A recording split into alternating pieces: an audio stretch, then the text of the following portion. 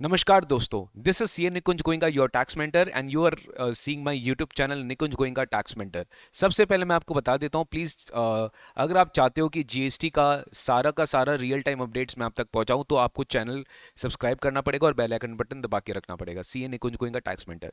GST council का 49th meeting अभी हाल ही फिलहाल में 18 फरवरी 2023 में हुआ था और 5-6 इंपॉर्टेंट अपडेट्स जो जीएसटी काउंसिल ने रिलीज किया है इस काउंसिल मीटिंग में, तो मैं आपको इस वीडियो में फटाफट अपडेट कर देता हूं सो दैट आप तक ये मैसेज फटाफट पहुंच जाए और आप अपने कलीग्स फ्रेंड्स तक सारा अपडेट शेयर कर दो। ठीक है, तो सबसे पहला जो इंपॉर्टेंट गुड न्यूज़ है स्टेट गवर्नमेंट के लिए वो ये था कि सेंट्रल गवर्नमेंट ने फाइनली डिसाइड किया कि उनके जितने भी कॉम्पनसेशन ड्यूज पेंडिंग थे स्टेट गवर्नमेंट के फ्रॉम द सेंट्रल गवर्नमेंट, तो उन्होंने फाइनली रिलीज करने का फैसला लिया। अब कॉम्पनसेशन फंड तो खाली हो गया था, लेकिन सेंट्रल गवर्नमेंट ने डिसाइड किया कि वो एक बार अपने फंड को यूज करके स्टेट को प्रोवाइड कर देंगे immediate relief whatever dues था, और उसके बाद धीरे धीरे फ्यूचर कॉम्पनसेशन सेस के साथ ये एडजस्ट कर दिया जाएगा। तो एक इंपॉर्टेंट अपडेट था कि गवर्नमेंट ऑफ इंडिया ने लगभग 16,982 करोड़ क्लियर कर दिया entire GST compensation to all the states for June 2022। And ये जो इन्होंने फंड रिलीज किया अपने रिसोर्सेज से यूज किया और फाइनली ये फ्यूचर में एडजस्ट किया जाएगा in the future years which will be adjusted with the future compensation cess. तो ये एक इंपॉर्टेंट अपडेट था जो आपको पता होना चाहिए।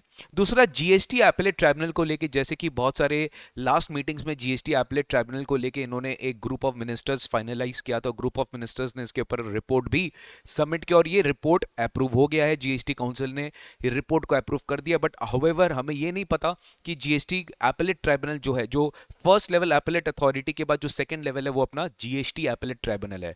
जैसे कि आप आईटैट देखते हो, income tax appellate tribunal, income tax, वैसे जीएसटी में जीएसटी एपेलेट ट्राइब्यूनल होता है।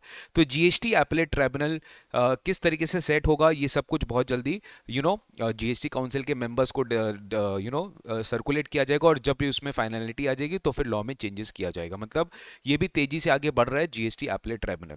नेक्स्ट है, इन्होंने कॉम्पोजिशन स्कीम, ऑल्दो अभी तक रिलीज नहीं हुआ है, बट कॉम्पोजिशन स्कीम हम एक्सपेक्ट कर सकते हैं कि कुछ और सेक्टर्स को कवर किया जाएगा।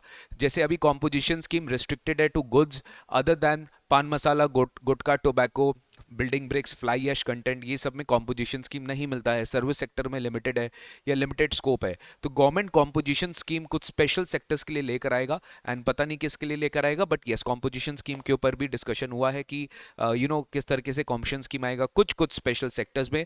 कमोडिटी बेस्ड टैक्सेशन भी कहीं ना कहीं आएगा। अब लेट्स सी कैसे कैसे आता है, we need to further check. Important है कि पेंसिल शार्पनर्स के ऊपर और जैगरी के ऊपर, लिक्विड जैगरी के ऊपर जीएसटी का जो रेट है वो रिड्यूस कर दिया है फ्रॉम 18% टू 12%, और कुछ कुछ केसेस में फॉर लिक्विड जैगरी 18% टू 5%, और अगर वो प्री पैकेज्ड और अगर वो लेबल्ड है तो जीरो हो जाएगा इफ सोल्ड अदरवाइज। ठीक है, नेक्स्ट अपन आते हैं सबसे इंपॉर्टेंट, कोर्ट एंड ट्राइब्यूनल्स। जैसे कोर्ट एंड ट्राइब्यूनल्स भी सर्विस देते हैं by way of renting of their premises either to lawyers for the chambers और renting of the properties to telecommunication companies for setting up the towers.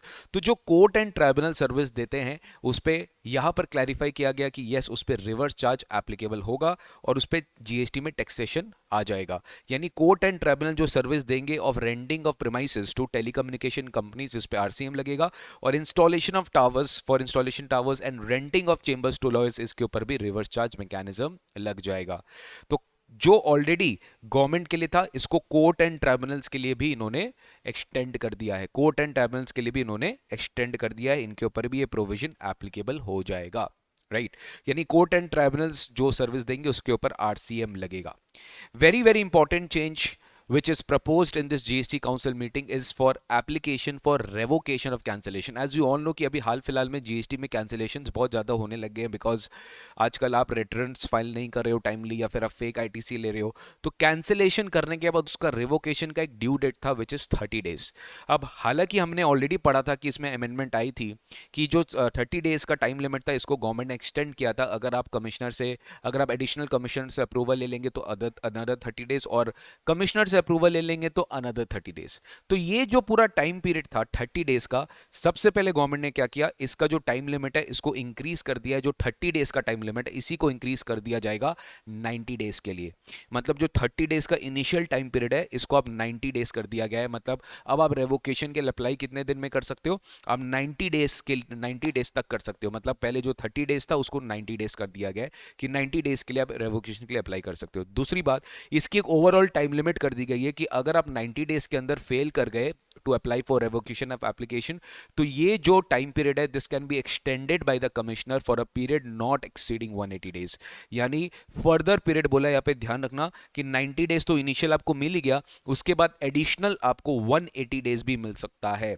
ये commissioner के पास power है कि आप अगर revocation of application of registration timely apply नहीं कर पाओगे तो आप 90 डेज के बाद फर्दर 180 डेज भी जा सकते हो। तो यहाँ पे considerable time limit has been increased in case of revocation of application of registration. तो ये था extension of time limit for application of revocation of cancellation of registration. और इसमें डेफिनेटली गवर्नमेंट एक बहुत अच्छा हमें बहुत अच्छा फर्स्ट टाइम मैं देखूंगा जीएसटी में आया है amnesty scheme for past cases. अब एमनेस्टी स्कीम क्या हुआ कि पुराने केसेस जहां पर आपकी रजिस्ट्रेशन कैंसिल हो गई थी because you did not file the return timely, and उसके बाद भी आपने रेवोकेशन टाइमली फाइल नहीं किया, एप्लीकेशन टाइमली फाइल नहीं किया, तो आपका रेवोकेशन आज भी नहीं हुआ। तो गवर्नमेंट पुराने केसेस को क्या करेगा, खोलेगा और आपको one time amnesty scheme provide करेगा कि आपकी जो रजिस्ट्रेशन कैंसिल हुई थी अगर आप उसको रिवोक करना चाहते हो तो अब एक ड्यू डेट गवर्नमेंट लेकर आएगा कि इस ड्यू डेट के पहले अगर आपने रेवोकेशन एप्लीकेशन कर दिया with the payment of taxes and interest तो हम आपका रजिस्ट्रेशन वापस से रिवोक कर देंगे और आपको रजिस्ट्रेशन मिल जाएगा। तो ये वन टाइम एमनेस्टी स्कीम है where registration has been cancelled on account of non filing of the returns. यहाँ पे रीजन क्या होना चाहिए, non filing of the returns, but the application could not be filed within the time specified, जो कि पहले 30 days था। तो इनको अलाउ किया जाएगा to file the revocation by a specified date. तो इसकी भी कोई नोटिफिकेशन सर्कुलर जरूर आएगी जहां पे गवर्नमेंट एमनेस्टी स्कीम देगा for those who could not file the revocation of registration application timely. Next बहुत अच्छा अमेंडमेंट आया है बेस्ट जजमेंट असेसमेंट में। सिमिलर अमेंडमेंट सेक्शन 62 में आया है। Section 62 as you all know it is an assessment where the assessment is made to the best of the judgment of the proper officer.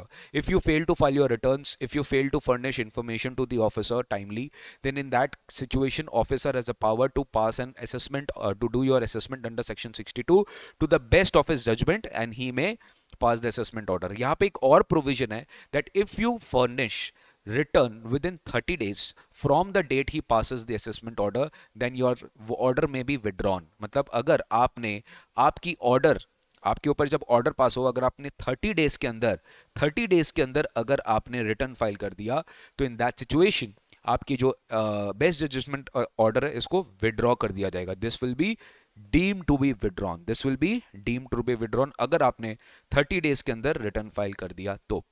अभी जो 30 days है ना ये बहुत ही कम टाइम था, ये बहुत ही कम टाइम था। गवर्नमेंट ने इस 30 डेज को बढ़ा के 60 डेज कर दिया।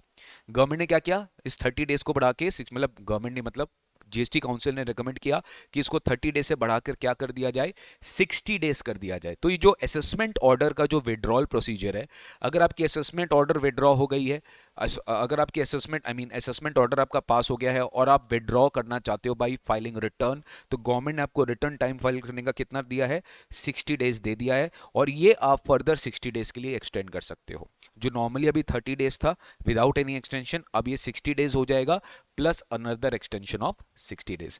सिमिलरली यहाँ पे भी वन टाइम एमनेस्टी स्कीम आया है कि अगर आपकी पहली कोई सेक्शन 62 में आपके ऊपर कोई असेसमेंट चल रहा था और वो लिटिगेशन चल रहा था और आपके ऊपर ऑर्डर पास हो चुका था, you fail to file the the return timely, आपने रिटर्न टाइमली फाइल नहीं किया, तो इन दैट सिचुएशन अगेन आपके पास वन टाइम एमनेस्टी स्कीम आया है that for conditional deemed withdrawal of the assessment order where the concerned return could not be filed within 30 days but has been filed with the due interest and late fees up to a specified date। मतलब आपने late किया क्या file करने में, return file करने में after passing the assessment order, but आपने बाद में फाइल कर दिया था इंटरेस्ट और लेट फीस के साथ up to a specified date जो जीएसटी काउंसिल रेकमेंड करेगी। तो इन दैट सिचुएशन आपको एमनेस्टी स्कीम प्रोवाइड कर दिया जाएगा and you will definitely see in the final guidelines कि यहाँ पर फिर आपका जो जीएसटी काउंसिल ने रेकमेंड वो जो करेंगे कि आपका जो फाइनल ऑर्डर है उसको गवर्नमेंट जो करेगा उसको स्क्रैप कर देगा, फिर उसके ऊपर कुछ भी फर्दर एक्शन नहीं लिया जाएगा। Very very good news for those who are who are actually filing annual return and they are failed to file annual return on or before the due date। आप सबको पता है कि annual return का time limit क्या है, 31st December of the next financial year। आपकी annual return की टाइम लिमिट है 31st December of the next financial year। तो in that situation what happens कि अगर आपका annual return का due date 31st December of the next financial year अगर आपने टाइमली फाइल नहीं किया तो आपको पता है इसके ऊपर लेट फीस लगता है डेली का 200 रुपया और subject to maximum 0.5%। I repeat, subject to maximum 0.5% of the turnover in the state. तो प्रेजेंटली अभी लेट फी आपका ये है, please 5000 is for other than annual return, but यहाँ पे एनुअल रिटर्न के केस में लेट फी 0.5% है विच इज टू ह्यूज। तो गवर्नमेंट ने एनुअल रिटर्न के जो लेट फीस है उसको रैशनलाइज किया, जैसे इन्होंने जीएसटीआर 1, 3B, 4 को भी रैशनलाइज किया था, वैसे जीएसटीआर 9 को भी ये रैशनलाइज कर रहे हैं फॉर्म दिस ईयर ओनली। 22-23 का जो एनुअल रिटर्न फाइल होगा इसी साल के इसे ये एप्लीकेबल हो जाएगा। लेकिन किन के लिए? जिनकी एग्रीगेट टर्नओवर करंट ईयर में 20 करोड़ से ज्यादा नहीं है, जिनकी एग्रीगेट टर्नओवर 20 करोड़ से ज्यादा है, they will obviously fall in the current provision only. मतलब उनके ऊपर 200 रुपए वाला फीस और मैक्सिमम 0.5% वाला टर्नओवर एप्लीकेबल होगा। लेकिन जिनका टर्नओवर करंट ईयर में 20 करोड़ से ज्यादा नहीं है, उनके ऊपर लेट फीस की जो रिडक्शन है वो एप्लीकेबल होगी। तो पहला स्लैब इन्होंने किया अप टू 5 करोड़ कि पहला 5 करोड़ अगर आपका एग्रीगेट टर्नओवर है या फिर आपका 5 करोड़ से ज्यादा है बट नॉट एक्सीडिंग 20 करोड़। तो पहला इन्होंने सिंपल है बेटा, सॉरी बेटा, मेरे को क्लास में बोलने का आदत है तो आई एम वेरी सॉरी, जो मेरे से बड़े ये वीडियो देख रहे हैं, मेरी sorry. Registered person have aggregate turnover up to 5 crore in the financial year. यहाँ पर हम क्या कर रहे हैं, यहाँ पर हम फाइनेंशियल ईयर की बात कर रहे हैं। यहाँ पर फाइनेंशियल ईयर में क्या होगा, नॉर्मली जो 200 है उसको 50 कर दिया गया, 25 CGST 25 SGST और मैक्सिमम यहाँ पर क्या होगा 0.04 है, 0.4 नहीं, हाँ 0.04% ऑफ टर्नओवर। तो इसमें 0.02 CGST हो जाएगा, 0.02 SGST हो जाएगा। यही अगर आपका एग्रीगेट टर्नओवर 5 करोड़ से ज्यादा बट नॉट एक्सीडिंग 20 करोड़, तो यहां पर आपका यही जो लेट फीस है सीधा डबल हो जाएगा, 100 rupees, 50 rupees CGST, 50 rupees SGST और मैक्सिमम लिमिट वही है 0.04% ऑफ द टर्नओवर। ठीक है, तो ये था अपना late fees rationalisation in case of annual return. Similarly GST council ने ये भी रेकमेंड किया कि हम GST4, GSTR4, GSTR9 and GSTR10, मतलब जो अभी भी लास्ट ईयर्स का रिटर्न पेंडिंग है, गवर्नमेंट उनके लिए, जीएसटी काउंसिल उनके लिए एक डेट लेकर आएगा। अगर आप इस डेट तक सारा रिटर्न फाइल कर देते हो, पुराना रिटर्न GSTR4 का, 9 का, 10 का, तो यहाँ पे एमनेस्टी स्कीम लेकर आएगा कि उनको वेवर मिल जाएगा या रिडक्शन मिल जाएगा लेट फीस का, जो जीएसटी काउंसिल हर बार बीच बीच में लेकर आता रहता है। तो GSTR4, 9 एंड 10 के लिए डेफिनेटली, तो GSTR4 हो गया return for composition scheme, GSTR9 हो गया एनुअल रिटर्न एंड GSTR10 हो गया आपका फाइनल रिटर्न। लास्ट में आया place of supply of services. ये बहुत ही अच्छा इन्होंने प्रपोजल दिया। अभी अगर ध्यान से समझेंगे, हम बात करेंगे ट्रांसपोर्टेशन ऑफ गुड्स वाले सर्विसेज के केस में। अगर हम गुड्स ट्रांसपोर्टेशन सर्विस देते हैं, मान लीजिए हम सप्लायर जो है, जो गुड्स ट्रांसपोर्टेशन सर्विस दे रहे हैं वो इंडिया में है और जो गुड्स ट्रांसपोर्टेशन सर्विसेज हमसे ले रहा है वो इंडिया के बाहर है। इन दिस सिचुएशन LOS और LOR दोनों में से एक इंडिया के बाहर है, तो यहाँ पर लग जाता था section number 13 of IGST act. In this situation एक प्रोविजन था जो कि 13 सबसेक्शन 9 में बोलता था कि इन दिस सिचुएशन जो गुड्स की डेस्टिनेशन होगी, जहां पे भी गुड्स जा रहा होगा, that will be considered to be the place of supply. जहां पे भी गुड्स जा रहा होगा that will be considered to be the place of supply. ये प्रोविजन पहले था। जीएसटी काउंसिल ने रेकमेंड किया कि ये जो प्रोविजन है, यहाँ पर सेक्शन 9 वाला जो प्रोविजन है ये डिलीट किया जाएगा, 13 सबसेक्शन 9 वाला, और यहाँ पर हम service of transportation of goods में बोलेंगे कि वेयर लोकेशन ऑफ सप्लायर और location recipient is outside India. तो यहाँ पे जो प्लेस ऑफ सप्लाई होगा ये होगा LOR। जैसे मान लीजिए अगर सेम चीज ये हम एक्सपोर्ट कर रहे हैं, गुड्स हम इंडिया के बाहर एक्सपोर्ट करें, तो ट्रांसपोर्टेशन सर्विसेज भी इंडिया से इंडिया के बाहर जा रहा है, तो यहाँ पे जो भी LOR है, जहाँ पे भी रेसिपिएंट लोकेटेड है, दैट विल बी कंसिडर्ड। हो सकता है इन दिस सिचुएशन गुड्स कहीं और जा रहा होता लेकिन रेसिपिएंट कहीं और का होता, तो इन दैट सिचुएशन थिंग्स बदल जाती। इसलिए जीएसटी काउंसिल ने रिकमेंड किया कि नहीं, हमें तो सर्विस का मतलब है, तो सर्विस के केस में गुड्स का डेस्टिनेशन इंपॉर्टेंट नहीं है, सर्विस के केस में रेसिपिएंट का लोकेशन इंपॉर्टेंट है। सिमिलरली आप इंपोर्ट के केस में भी सोचें कि अगर ट्रांसपोर्टर इंडिया के बाहर के हम गुड्स इंडिया में इंपोर्ट कर रहे हैं, तो इंडिया में गुड्स आ रहा है, सर्विस रेसिपिएंट अगर इंडिया में है तो ही यहाँ पर टैक्सेबिलिटी आएगी, लेकिन सर्विस रेसिपिएंट अगर इंडिया के बाहर है तो यहाँ पे टैक्सेबिलिटी नहीं आएगी। तो यहाँ पे LOR will be considered to be the place of supply. This was a recommendation by the GST Council. तो देखिए आम आदमी के लिए काम का तो यही है कि रिडक्शन हुआ है लेट फीस का in annual return, definitely amnesty schemes लेकर आया गया है in case of best judgement assessment and in case of revocation of application of registration. मतलब अगर आपकी रजिस्ट्रेशन कैंसिल होकर रखी है तो डेफिनेटली जीएसटी काउंसिल ने आपके लिए बहुत सारा चीज इस बार लेकर आया है। So this was a important update regarding the 49 GST Council meeting, and अगर आप चाहते हो कि इसी तरीके से मैं आपको अपडेट्स देता रहूं तो प्लीज़ चैनल को सब्सक्राइब कर रखिए और बेल आइकन बटन दबा के रखिए सो दैट आपको रियल टाइम बेसिस पे नोटिफिकेशंस पहुंचता रहे। Thank you so much, take care and yes, मिलते रहेंगे आप लोग से अगले वीडियो में।